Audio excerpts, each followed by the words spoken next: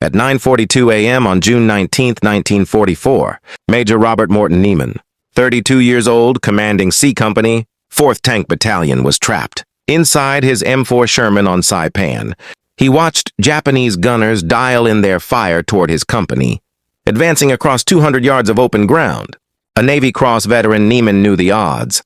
At least 12 75mm anti-tank guns were nested in concrete bunkers, supported by heavy mortars and machine guns dug into the volcanic rock. The grind of Saipan. Neiman's Sherman lurched forward with 11 others. The turret air was a sickening, suffocating bake, easily over 100 degrees.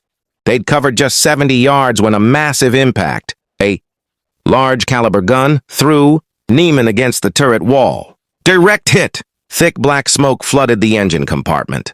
His crew scrambled out the hatches as Japanese machine guns savaged the smoking hull. Neiman sprinted 40 yards through the hail of fire to the second tank, climbing into the commander's hatch as rounds sparked off the armor around him. This tank advanced 30 more yards before the left track exploded, a landmine. The Sherman pivoted violently, tossing Neiman into the gun breech, cracking 2 ribs. The driver fought the controls, but the 70-pound track links were scattered across the ash. They were a sitting target. Neiman ordered the crew out and sprinted again, under mortar fire to a 3rd Sherman 20 yards back. Taking command, he pushed forward. This time they penetrated. His gunner silenced 2 machine gun bunkers and a mortar pit. The attack succeeded, but the cost was brutal. 6 Shermans lost by nightfall. 14 tankers killed or wounded. This was just one day. The 4th Marine Division had landed with 68 tanks. Within a week, 23 were knocked out. Nearly 1/3 of the division's armor strength vanished, mostly to mines. The idea, Maui, late 1944. Neiman spent the following days studying the pattern. Japanese engineers had sewed the approaches with anti-tank, anti-personnel, and improvised explosives. Marine combat engineers, moving slowly under fire, couldn't keep up.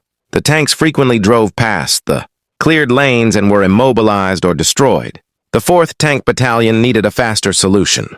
Neiman recalled an article about British mine flail tanks, the Scorpion and Crab, that used rotating chains to detonate mines safely. The Marines had none. That gear was all in Europe. The Pacific got hand-me-downs. After Saipan, the division moved to Maui to refit for the next assault, rumored to be Iwo Jima, a heavily fortified minefield waiting to happen. In November, Neiman walked through the motor pool. Under camouflage netting sat rows of repaired Shermans, but at the far end was a derelict M4A2 dozer tank named Joker, damaged on Saipan and headed for scrap. This old diesel model was his opportunity. Neiman stared at the broken dozer, then at the nearby truck park where crews were stripping parts. An audacious idea formed, something that would either save hundreds of Marines or get him court-martialed. Engineering the flail. The next morning, Neiman laid a rough sketch on the company tent table. A Sherman with a rotating drum and flailing chains mounted on the front. A mine hit would trigger safely away from the hull. Skeptical officers pointed out the obvious flaw: how to power the rotation. The tank engine drove the tracks. Everything else was manual or battery-powered. Neiman's response: "We will figure it out as we go." He needed volunteers, willing to cut holes in government, property, and weld things never imagined in a manual. Gunnery Sergeant Sam Johnston, the battalion's best mechanic and a veteran of Guadalcanal, stepped forward instantly. With his chief maintenance NCO, Staff Sergeant Ray Shaw, Johnston requisitioned free access to the vehicle graveyard. On the 3rd day of scavenging, they found what they needed: a destroyed 2.5-ton truck with its rear axle and differential intact. The axle, about 6 feet long, would serve as the rotating drum. They pulled it with a crane. The plan materialized quickly. Weld a heavy steel frame to the front of the Joker. Mount the truck axle horizontally. Attach heavy chains at intervals. The remaining challenge: power.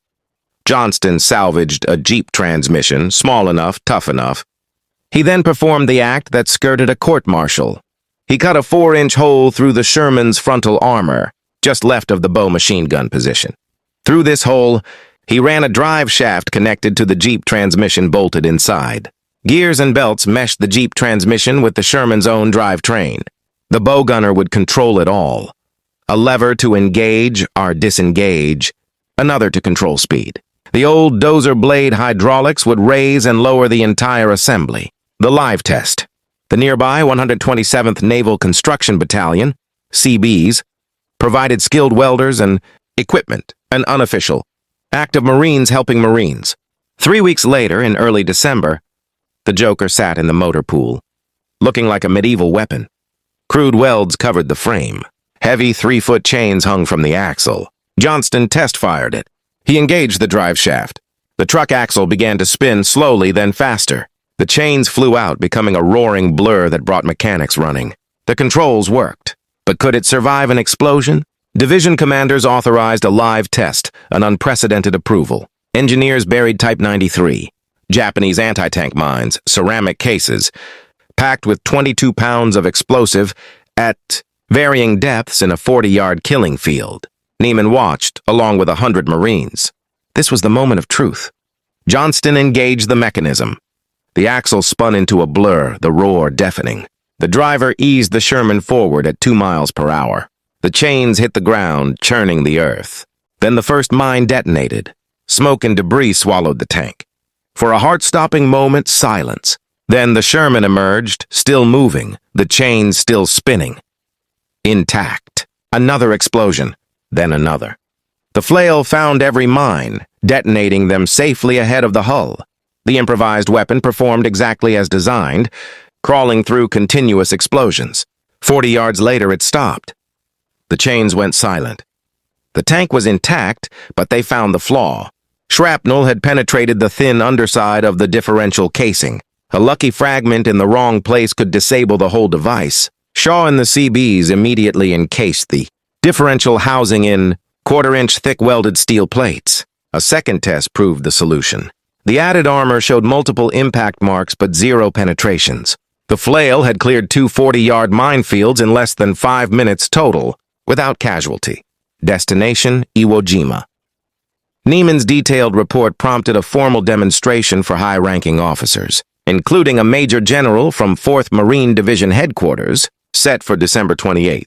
The morning of the demonstration, Gunnery Sergeant Johnston was found drunk and incapacitated. Neiman, facing general officers in an hour, grabbed a qualified corporal and gave him a frantic 10-minute crash course on the flail controls. At 0800, Neiman briefed the skeptical audience on the horrific Saipan statistics. The replacement driver started the Joker, the flail mechanism, engaged with a distinctive roar. It advanced into the minefield. Seconds later, the first massive detonation. The tank disappeared into smoke. 40 seconds after entering, it emerged unscathed. The Major General spent 5 minutes inspecting the vehicle. His only question, how many of these can be ready by February? Division approved immediate deployment. The single flail tank, designated to go with C Company, 4th Tank Battalion, was committed to the assault on February 19, 1945, Iwo Jima. Combat on Iwo Jima. The island was 8 square miles of volcanic rock and ash, fortified by an estimated 21,000 Japanese defenders led by General Kuribayashi, who relied on deep defenses and massive minefields. The flail tank, being the only diesel-powered Sherman in the battalion, created a logistical headache, but was loaded onto an LST. On D-Day, February 19, 1945, the first waves hit the beaches. The volcanic ash, black sand up to 18 inches deep, was catastrophic. Tanks bogged down immediately. The flail tank, commanded by Sergeant Rick Haddox, struggled ashore at 11:15 a.m. The added weight of the flail mechanism helped the bow from digging too deep. But mobility remained tenuous. By 1400 hours, C Company neared the first objective, Airfield Number 1. Haddox spotted a line of small red flags 50 yards ahead, perpendicular to his path. He correctly assumed they marked a mine area and requested permission to engage the flail. What Haddox didn't know was that these flags were range markers for Japanese heavy mortars. The flail engaged, spinning up to a roar. As the tank moved toward the markers, Japanese observers called in fire. The first mortar round landed short, the second closer. The third was a direct hit 5 feet in front of the tank. More rounds bracketed the Sherman. Haddox ordered a reverse, but the track spun uselessly in the soft ash. The weight of the flail now worked against them, burying the bow. They were stuck under sustained mortar fire. Haddock shut down the flail. The crew gunned the engine. Only black ash clouds resulted. Another Sherman from C Company had to brave the fire to attach a tow cable. The extraction took 20 grueling minutes. Once freed, the flail tank withdrew behind a ridge. The crew inspected the damage. Cracked periscope, multiple fragment impacts, but the tank and the flail mechanism were intact. This was the first and last time the improvised mine-clearing tank saw combat on Iwo Jima. The volcanic ash, deeper inland, proved to be an insurmountable mobility challenge for the heavily modified vehicle. Engineers, though slower and with higher casualty rates, were more effective in those conditions. The flail tank was a brilliant idea created with marine ingenuity, but it was defeated by the volcanic ash of Iwo Jima. The battle lasted 36 days, with nearly 7,000 Marines.